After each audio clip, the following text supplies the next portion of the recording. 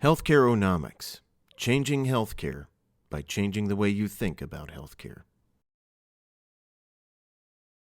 Well, hello, everyone. Welcome to the Shannon Joy Show. We're broadcasting from the Joy Family Bunker right here on News Radio WHAM 1180. It is Wednesday, the epicenter of the week, and I am so pleased to welcome back into the program Dr. Kevin Wacasey. He is going to be a regular guest on the program as we move forward in the coming weeks and months regarding the COVID-19 approach and everything that's going on both at a state level and a federal level. So Dr. Wacasey, welcome back to the program. Hey, thanks again for having me. Well, I feel like it's like my weekly doctor's appointment. Like I need to have you in. I'm not a doctor and I'm not a scientist and I'm not a mathematician, but there is this entire story is just so heavily involved in the medical aspect that I really just do feel like I need to have you in every week to kind of test out the things that I'm seeing and see if they make sense. So I really appreciate having you on the program. Well, thank you. I'm not a magician either, and it seems to be a lot of magic going on out there these days. Maybe some black magic even. I know. We have so much to talk about. So Dr. Kevin Wacasey, he is the author of HEALTHCAREONOMICS. He also wrote The Guide to Buying Health Insurance and Healthcare. You can find him on Twitter at HCOnomics. You can also find his awesome YouTube videos at HEALTHCAREONOMICS on YouTube.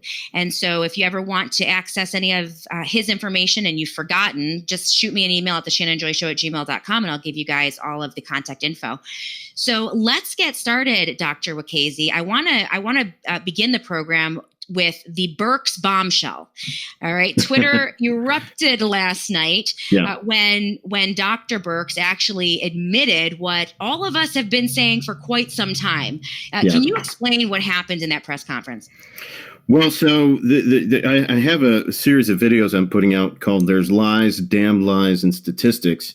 And the statistics that are being put out every day that are changing rapidly concerning this coronavirus, what I call panicdemic. Mm-hmm. One of the top statistics that we've come to look for every day, I look at it every day, is the total number of deaths worldwide, but especially here in the U.S. The projections a few weeks ago were that hundreds of thousands of people could die, or will die from this infection. And it turns out that they just passed 11,000 yesterday. Now, I'm not making light of that. Don't get me wrong. I'm not, it's 11,000 people gone that a month ago or 2 months ago had no idea that they were not long for this world. So my deepest sympathies to them and their families and loved ones, for sure. But here's the problem that Dr. Birx admitted last night in a statistical bombshell. She admitted on camera in a press conference in the daily briefing that the number of coronavirus deaths are probably not really reflective of the number of coronavirus deaths. Let me explain. She said that this total number of 11,000 some odd now that we're up to now, she said that anyone who has coronavirus and dies with the virus, they are claiming is dying from the virus. Now, Shannon, as an emergency physician, I will tell you that just like the Paul Simon song goes about 50 ways to leave your lover, there are lots of ways that you can die. Right. You can die from cancer. You can die from number one cause of death in the U.S. is heart disease every year. You can die from traumatic injuries, either self-inflicted or, gunshot wounds, car accidents, falling off of things. People die from blood clots. They die as a result of complications in the hospital a lot. Mm-hmm. And if these people are dying and they get tested at autopsy, let's say, for COVID-19, for this coronavirus, and it turns out that they test positive, it seems as from what Dr. Birx is saying, that gets counted as a coronavirus death. So let me paint you a specific picture. You could have a guy who gets slugged in the head at a bowling alley by, somebody in the opposing league.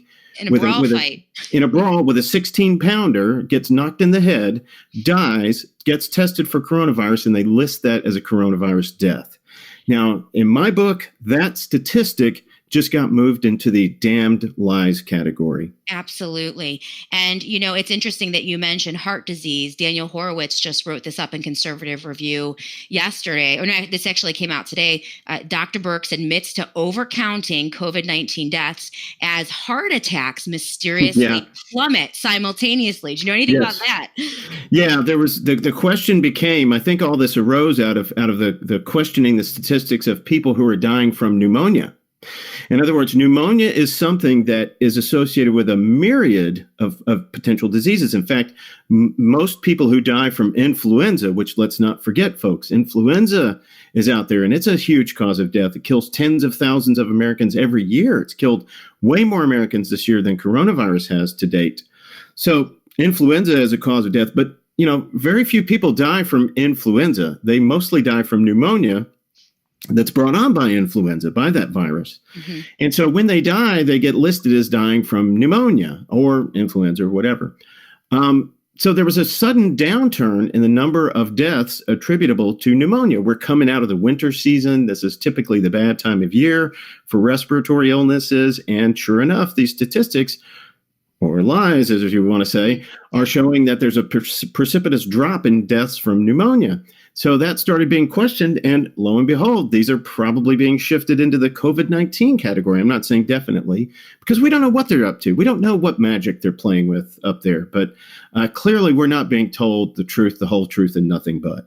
Well, and these certainly are damn lies. And to even worry, what's interesting about this phenomenon with Dr. Birx and her bombshell, the CDC, the federal government, is now admitting that they are counting any death with a person who tests positive for COVID-19 as a COVID-19 death, even if, like you mentioned, heart attack, cancer, a fatal accident.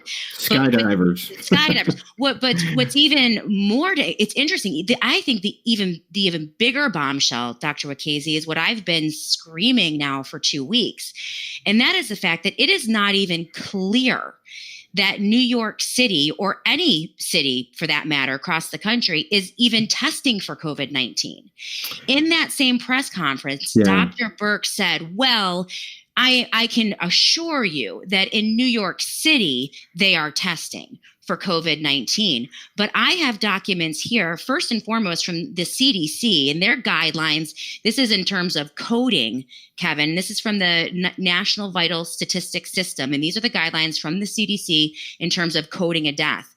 Right. And the very last paragraph of this guidance that actually came out on March 24th, but it's not clear that it's changed at all. The question was, should COVID-19 be reported on the death certificate only with a confirmed test? And it says right here, black and white, there are multiple examples of this, by the way. You can find it all over the CDC website. And I quote, COVID-19 should be reported on the death certificate for all decedents where the disease caused, and this is in bold, or is assumed to have caused or contributed to death. That's from the CDC. Right. I have here also with me guidance from New York State. It is an executive order that was issued by Governor Cuomo, executive order number 202.10, that significantly loosened the scope of restrictions, specifically here, relaxing record-keeping requirements in New York State. Yes. Now, according to this document, if you read it to the bottom, and this is an overview from Barclay Damon, but this is the overview. Healthcare providers are relieved of record-keeping requirements to the extent necessary to perform tasks as may be necessary to respond to the COVID outbreak, including, but not limited to, requirements to maintain medical records that accurately reflect the evaluation and the treatment of patients. So the evaluation would be the test, right? So let me bring this, let me try to synopsize what you just said there.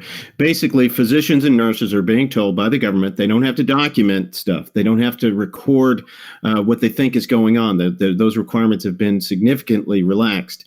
So you can say that somebody who presents with a sore throat has COVID-19 without ever proving it, folks. Mm-hmm. That's what Shannon is saying. This is an executive order. This is straight from the government. And this leads to all kinds of shenanigans of playing around and manipulating with these statistics or lies. I tweeted out a couple of days ago, don't people want good data? Isn't everyone obsessed with data, Yeah. because we love the Yeah. models, and we need good data crucial. in order to get good This is terrible data. This is crazy data. Well, this is magical. This I is would say magical. it's manufactured data is what it is. It's a shot in the dark data, and it's absolutely not reflective of what is really going on out there.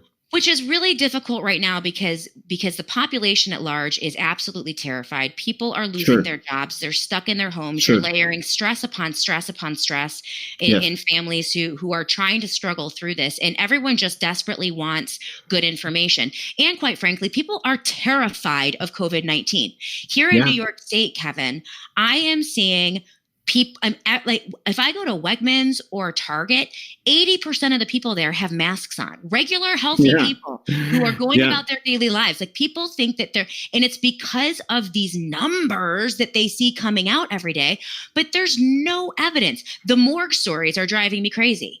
The morgues are filling up. The morgues, we have to have makeshift morgue tents, and we're going to have mass cremation. That was a headline out of New York City. And, people are saying, oh, well, New York City officials are reporting that they're carrying 150 bodies out of homes a day, and I'm saying to them, listen, on any given day in New York City, the average number of deaths is about 200 every day. I read where it was in the 400 range, but go ahead. Well, it could. So any given day in New York City, 200 people die. Well, if people are terrified to go to the emergency room, if they're not going to the doctor to get necessary medical treatments and they're treating them at home, then it is likely that people could die from anything in their homes. It's not clear that any of these deaths. Furthermore, and I've said this a couple times, and this is anecdotal that I'm getting from nurses, but the morgues are filling up because people are postponing funerals because they can't have them. So people are because dying of the government. I mean, people are dying of all sorts of things. And it's very sad. I don't want to make light of any of this. This is horrific that you can't bury your dead. And it's horrific that people are dying alone if they're suspected to have COVID. All of these things are they're devastating. I'll just say that all signs are pointing to this is propaganda. We are being propagandized. I believe that. I mean, the fact that they can play so fast and loose with actual data shows that what they're trying to do is fit a narrative. Oh, I have a great example for the next segment. Let's go to break. We are broadcasting today with Dr. Kevin Wacasey. He is the author of HEALTHCAREONOMICS. You can find him at HCOnomics on Twitter and HEALTHCAREONOMICS on YouTube. We'll be back in a moment on The Shannon Joy Show. Welcome back, everyone, to the Shannon Joy Show. I'm so pleased to be joined by Dr. Kevin Wacasey on today's program. Yesterday, I introduced to all of you a new feature on the Shannon Joy Show. It is the Covestapo report. And what I did there, I married COVID with the word Gestapo and combined them together to get the word Covestapo. And it's a report used to detail the absolutely draconian and fascistic policies that are sweeping across the United States of America in response to the data. Right? That's funny, not funny. Funny, not funny. Everything that they are doing to you and your family and your business and your retirement and your life is in response to a model. The model is built with data. And now, as we've seen, as has been admitted now by Dr. Birx, that there are no rules when it comes to data. The government's just going to tell you whatever it is they want to in order to justify this tyranny. And I'm thankful that I have Dr. Kevin Wacasey with me to kind of sift through some of this data, because you have a great series or a great YouTube video, Lies, Damn Lies, and Statistics. Yeah. And, this is hugely important. Right? Oh, I love the Covestapo. Have you filled out your census form? You covered them from the Covestapo. We had talked about propaganda before the break, and I wanted to bring up something that I think everybody in this nation this should thoroughly discredit this man beyond belief. Chris Cuomo, the anchor for CNN. And of course, President Trump has, and numerous others have referred to Chris Cuomo as just being a gigantic source of fake news. But recently he supposedly came down with coronavirus and went into self-quarantine and sanctuary in his basement, I understand. Okay. Yesterday, he put out a video. You can find it across all social media, I'm sure by now, in which he had the famous Dr. Sanjay Gupta, a neurosurgeon, by the way, a brain surgeon, who is CNN's mouthpiece for all things medical. And Cuomo was proudly announcing that when he first got diagnosed with COVID-19, he saw his chest X-ray and he could immediately see an infiltrate. I saw the infiltrate on there. Now, what an infiltrate is, Shannon, it's an archaic term to describe pneumonia as it appears on a chest X-ray, or fluid in the lungs, I should say, not just pneumonia, but any type of fluid that shows up in the lungs. We typically will, and we think that it's infectious in origin, like a pneumonia, we'd call that an infiltrate. The chest X-ray that he put up on the screen was analyzed then by Dr. Gupta, again, the brain surgeon, who I'm not sure how many chest X-rays he's looked at in 20 years. Right. But what's interesting is that although Dr. Gupta seemed to think maybe he saw a little bit of an infiltrate, it was totally unlike what Cuomo was describing. And when I looked at the chest X-ray, it looked like there was absolutely zero infiltrate to me. And indeed, that is about as normal appearing, good-looking chest X-ray as I can point to. And in fact, many board-certified radiologists are now coming out across Twitter and social media and criticizing this and saying, what infiltrate? Those are some perfectly healthy lungs there. Yeah. And the interesting thing is Cuomo is very animated. He's his usual self. He just doesn't. I mean, if this were a third grader pretending to be sick, I would send him to school. I'll put it that way. So, well, now has Chris Cuomo, was he indeed tested for COVID-19? I've no idea. I'm not saying he doesn't have it. What I'm saying is he is probably the best looking COVID-19 patient in the country, based upon that clip I saw. And certainly he's lying about his chest X-ray, if that is his chest X-ray. Well, and that is certainly something that needs discussion as well. I mean, the truth is, and this actually will segue us quite nicely to this question that I wanted to ask you about. Yesterday, I featured a report from a professor, Newt Wacasey. He is the head of the Department of Biostatistics,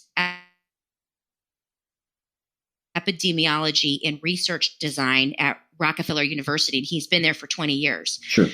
He is now coming out and saying that first and foremost, most people who get COVID-19 have very, very mild cases and perhaps won't have any symptoms at all. And that would lead, I mean, if you have a situation with Chris Cuomo, who maybe he tested positive for COVID-19, but obviously is not showing any symptoms. But Wacasey is joining a growing body of doctors and scientists that is saying that the longer we lock everyone down and keep them from emerging into society, the longer this is going to prolong COVID-19. And indeed, it's going to guarantee a second wave in the fall. And that could potentially be more deadly for people who are immunocompromised and elderly. And the way that, I mean, I'll give it in layman's term, but I want to hear what your thoughts on. What he's saying is that in any case with any type of cold virus or any type of coronavirus for that matter, they typically have a 4 to 6 week lifespan. And the best thing that you could do is release everyone out, put the children back into school, let everyone go back to work, let the virus circulate among all of the healthy people so that they get it and then build up this natural herd immunity to it. Then it passes through society. They're no longer susceptible, making them no longer dangerous to the elderly or the immunocompromised. And if you quarantine the elderly and the immunocompromised during that time, then you can mitigate the damage. And that's just kind of the general statement. What are your thoughts on that? Okay, so that I'm going to be like a politician here and give you an answer, non-answer. And that is that while on the surface I agree with that, the concept of herd immunity is well known in infectious diseases. And it's where the more people who get infected with a particular agent, like this COVID-19 virus, they develop immunity to it. If they survive, they produce antibodies, they become immune to it. And the more people you have out there in the population who are immune to it, let's imagine that I throw a baseball and it hits somebody across the room. That would be with nobody having immunity. Or let's say that I throw a baseball and I hit 20 people in the room with it. That's with no herd immunity. Everybody gets hit by the baseball. But imagine that I have a room full of people with plastic shields up, and I throw the baseball and it bounces off everybody, but hits one guy over across the room or one person across the room. That's herd immunity. It's much more unlikely that I'm actually going to hit somebody and it's going to hurt them with a baseball. And it may be a bad analogy, but it's the best one I got. But The bottom line is the herd immunity concept is a very valid one. Here's the problem. So on the surface, I will agree with Dr. Wacasey that is a good idea on the surface to expose people as quickly as possible to get them immune to this, since the virus, causes very mild symptoms in most people. But therein lies the problem, is in some people, it doesn't cause mild symptoms. In some people, it is devastating. It causes a horrific death. Ask Boris Johnson what he thinks about it right now. So the problem with this particular virus is it causes such a wide array of symptoms. And the real problem is we just don't know yet how to predict who's going to do well, who's not. And in fact, I just mentioned Prime Minister Johnson. Let me carry that through. Compare what Senator Rand Paul and Prime Minister Boris Johnson have gone through. Both have tested positive for coronavirus. Mm-hmm. Both of these guys are in their mid-50s. They seem to be in good health. Boris Johnson seems to be overweight. But otherwise, I believe he's in pretty good health. Maybe he's diabetic. I'm not sure if he's diabetic or not. But anyway. I heard that diabetes, people who are diabetic, it's particularly. Yes, that is definitely a risk factor. I think that Rand Paul is in great health. Anyway, Rand Paul is over this virus now. In fact, he has been cleared to the point where he's volunteering. God bless him. He's volunteering in a local hospital there in Kentucky, taking care of patients. What a guy. I love Rand Paul. Prime Minister Johnson, however, just got moved to the ICU a day and a half ago, and he's in real danger of dying. I'll just put it that way. That is a very serious disease. So that's the problem with what Dr. Wacasey is saying, is that it's okay in most people. Some people, it's devastating. We don't know who to pick. But Dr. Wacasey, even if that's the case, don't we still? I mean, isn't the horse already out of the stable? Mm-hmm. I mean, isn't it? Yes. So it's very sad that it might hit some people in a way that we don't quite understand yet. But my question is, how long? Like, we can't prolong this. Well, we are by this quarantining, and in fact, if you pay attention to the talking point, flatten the curve. Notice they're not saying we need to bend this curve back down to zero. We need to stop the spread of this virus. What flattening the curve means is you slow the spread of the virus. In other words, people are going to get it. And as I pointed out in my video, the coronavirus panicdemic of 2020, which I encourage everyone to watch. It's really good. It's really funny, but I point out some interesting stuff. In that video, I point out that given the way we're handling this, what I call half-ass measures of quarantining people, we're only going to slow down the spread of this virus. And people virtually everyone on the planet is ultimately going to get infected with this thing. Right. It's just going to take a matter of greater amment of time. Yeah.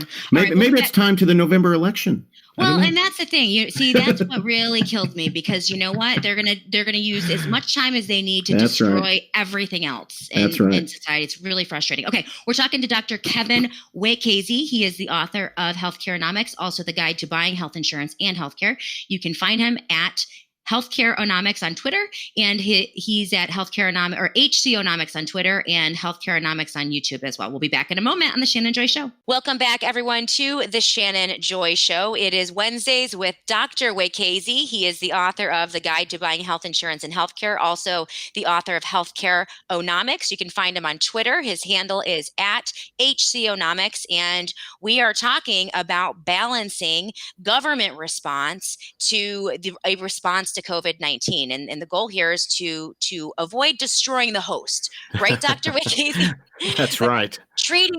Treating this epidemic or pandemic without destroying everything that there is about the United States of America, our Constitution, our Bill of Rights, our free markets. And one of the things that I'm concerned about, there was a USA Today article that was released yesterday, also another article by Daniel Horowitz that spoke about independent hospital systems and private practices that are in jeopardy, that they are now, because despite what they said about hospitals and ERs being overwhelmed, it actually has turned out that nothing is really happening outside of these epicenter areas.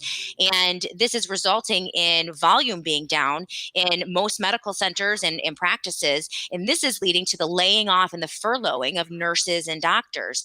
Yes. I'm concerned about that. What are your thoughts?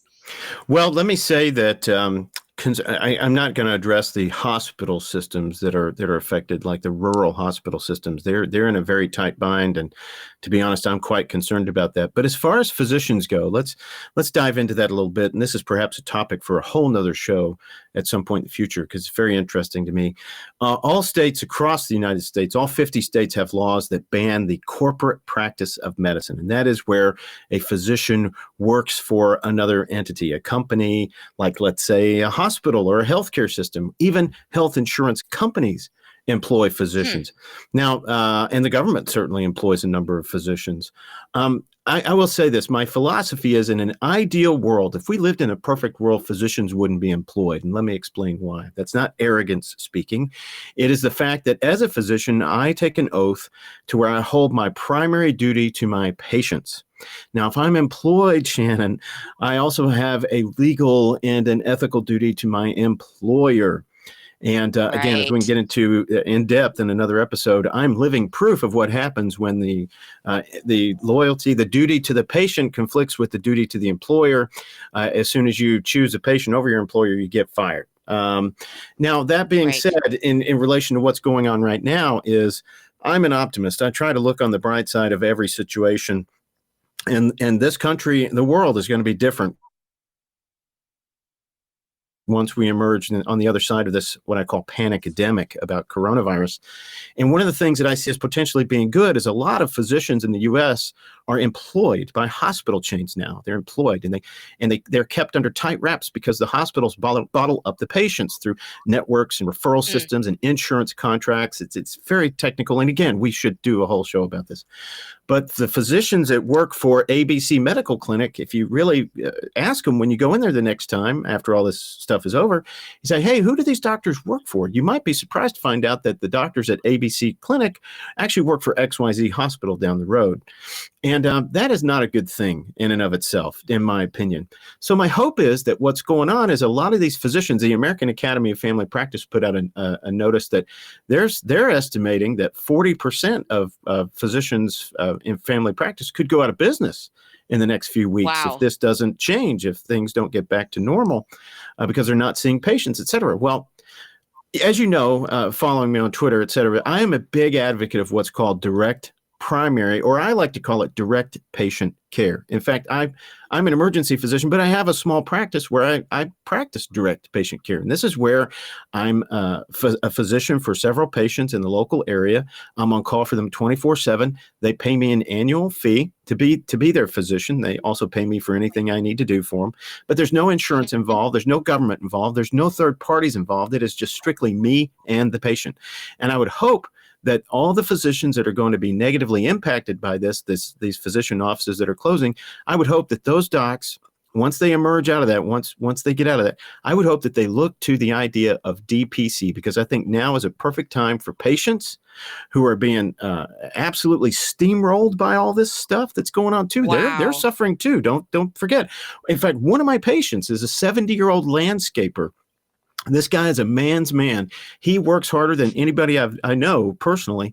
He's a 7-year-old landscaper. His knee got bummed up just a couple of weeks ago. Sent him for an MRI. Sure enough, it's pretty screwed up. He cannot get an orthopedics appointment right now. Cannot. Yeah.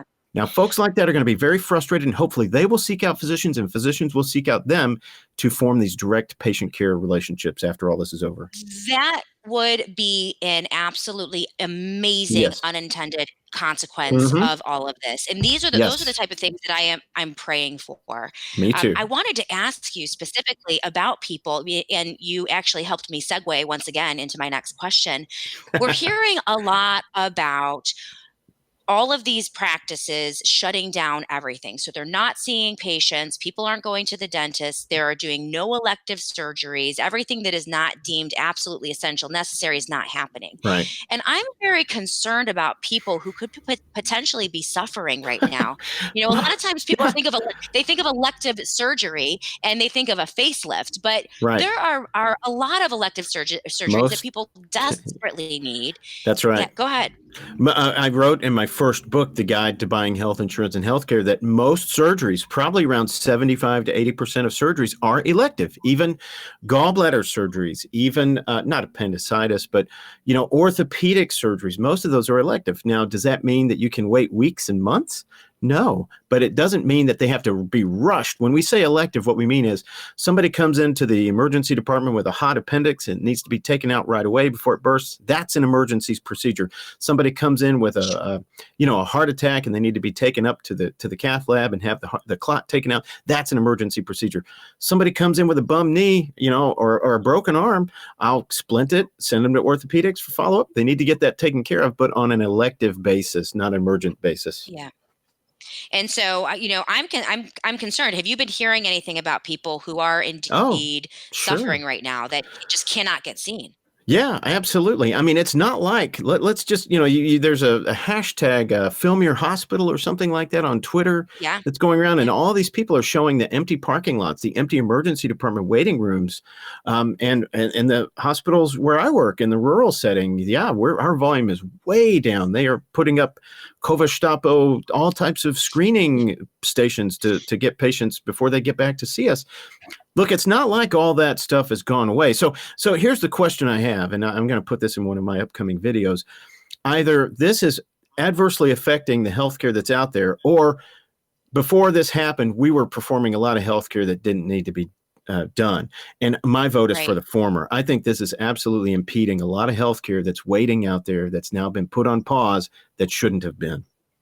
Well, and talk about a surge. I mean, once everyone reemerges, people who probably should see a doctor and aren't seeing a doctor. Yeah. I mean, and when you couple that with the fact that once we emerge, eventually when that happens, there's going to be another spike in coronavirus cases because everyone's out and about again. It just seems like this is just also boneheaded.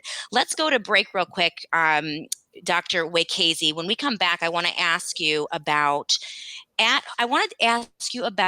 alternate treatments, because there's a lot in the media about a Bill Gates rushed vaccine versus all these other kinds of natural or more holistic treatments like intravenous vitamin C, high dose vitamin C treatments with vitamin D and zinc. Also, hydroxychloroquine has become a political football. If you like it, you must be a Trumper. If you hate it, you must be an anti-Trumper, which ridiculous. I think is dumb. But I'd like to kind of understand some of those things. And I'd also like to give the audience in the next segment some ideas about how to self-treat at home so that we can avoid going into the hospital. We can maybe contract COVID-19, but take care of it on our own and be super healthy. So everyone stay tuned. We'll be back in a moment. We're going to go to a quick commercial break right here on News Radio WHAM 1180. Welcome back, everyone, to the Shannon Joy Show. So pleased to have Dr. Kevin Wacasey with me. He is the author of HEALTHCAREONOMICS. You can find him on Twitter at HCOnomics. We're talking anything and everything that has to do with COVID-19, the government response, fact versus fiction. And I want to ask you, Dr. Wacasey, there, like everything else in politics today, it's always a binary choice, right? You're either team vaccine or team hydroxychloroquine. All right. If you're on the right, I mean, and it's just so difficult to get. Now, I want to back this up. First and foremost, Bill Gates now has announced that he's invested, I believe, billions into 7 or 8 different companies looking for a COVID-19 vaccine. He's worth about $98 billion, and he's been obsessed with vaccines for the past 12 years. I mean, this guy has never met a vaccine he doesn't love. Okay. Right. But Innovo Pharma is now testing human trials in Philadelphia, Kansas City, and Missouri. They've skipped the animal trials. And, so the CDC has loosened some of the requirements for these trials. And what they are hoping to do is to have 1 million doses by 2020. It is 2020, but that was what was reported in the Hill. The name of the vaccine is INO 4800, INO 4800. It's one of a myriad. Now, on the other hand, you have a whole body of thought that would prefer a cure or a treatment for coronavirus. And so Yeah. you have people talking about hydroxychloroquine, intravenous vitamin D and zinc therapies, and even at-home treatments involving things like Listerine. So how do you wade through all of that, Dr. Wacasey? Because my hope is that if people can mitigate the symptoms, if you can do things in a smart way at home or in the hospital, and they're saying that with the hydroxychloroquine, they're anecdotally, and I think there have been studies on this, that people are getting off the respirators in 1 day instead of 20 days. And so if you want to open up those respirators, I mean, this is a way that we can mitigate this and make it so that even though it's a nasty disease, maybe we can find new and better ways to treat it. So what are your thoughts? Okay, so first, let me preface this by saying I am a practicing physician, but folks, none of this shall be construed as medical advice. If you have any questions specifically, or before you drink any oven cleaner or fish tank soup, I highly recommend you discuss it first with your physician or someone of that you see for your medical questions. So please, this is not medical advice. That being very said, important disclaimer there. Very important disclaimer. Go ahead. I don't want to be accused of telling people what to do. That being said, I'm a big believer in vaccines. I think that the molecular biology, when it comes down to it, what a vaccine does is it tries to counter the effects of a particular infectious agent, like mumps, measles, rubella, polio, those types of things. And what we're talking about here is basic, if you want to get down to the nitty-gritty nuts and bolts of it, it's Lego blocks. I mean, all of these things have three-dimensional shapes at the very, very microscopic, very teeny tiny level. And vaccines are generally consist of antibodies, or the vaccine is designed to elicit an antibody response in the body. This is what the flu vaccine does. They take pieces of the flu virus, chop it up. This is why you cannot get influenza from the injectable flu vaccine. You just can't, because they don't put the whole virus in there. They chop it up, and they put these segments in there that are designed to trick your body into producing antibodies, which are the immune molecules, the immune system molecules, that do a very good job of neutralizing these infectious agents. Okay, enough about that. So the vaccines I believe in, if Bill Gates is into this, is he trying to create a world order? I don't know. Is he trying to make some dough? I don't know. Well, I would say, just so that you understand where my position is, I don't think that every vaccine is made equal. I think each vaccine is different, and each individual person reacts differently to a vaccine. And so there are people, and this is just a fact, that vaccines are not safe for all people. People can have very serious adverse reactions and death. And we know that because the United States government has paid out $4 billion to people who have died or been seriously injured by vaccines. And so my issue is not necessarily with a vaccine. I have a huge problem with a rushed vaccine. With a vaccine now that has all of these guardrails taken down by the CDC, skipping animal trials, skipping double-blind, placebo, whatever, any of the things that normally a vaccine or any medication takes years to go through these processes. Right. So to speed up this and then to inject people en masse, I think could have absolutely devastating consequences. Sure. If that, that we can't even fathom. But so that's why I would prefer treatments or a cure that have already been used and tested to rushing a vaccine. If you want to go through the trials in an appropriate way, and then people have the right to take a vaccine or to refuse to take the vaccine, that's absolutely right. But that's the basis of it, right? That's the basics of liberty. Is I am for vaccines. However, I'm for your right to choose not to get a vaccine. If you don't want to get a vaccine, that's your choice. I mean, let me clarify for the listeners. I'm not for mandatory anything, basically, except a mandatory treat others as the way you'd like to be treated. That would be great if we could institute that. However, that being said, I'll play devil's advocate with you a little bit on the vaccine thing. Yeah, of course, nothing we do in medicine is 100%. Not everyone responds to cardiopulmonary resuscitation. Not everyone responds well to operative fixation of their fractures, broken bones. So there's no question that vaccines are not the same for everybody. No question of that. However, that being said, is it realistic? Are we really is it worthwhile to do this years long grinding out, just grueling studies to prove over and over and over again that the efficacy of a vaccine is there? I don't know what the answer is. I do know that it might be time to try something different for those who would line up to take the vaccine, right. But to throw it on the population and say, you must take this, we as a COVID-Gestapo. Absolutely not. Absolutely not. Now let's put the hydroxy. To talk about the hydroxychloroquine thing, it is an absolute shame what is going on in the media. Absolute disgusting shame. I think people should never click on CNN, New York Times, the major alphabet soup networks. Again, don't give them any of your business, folks.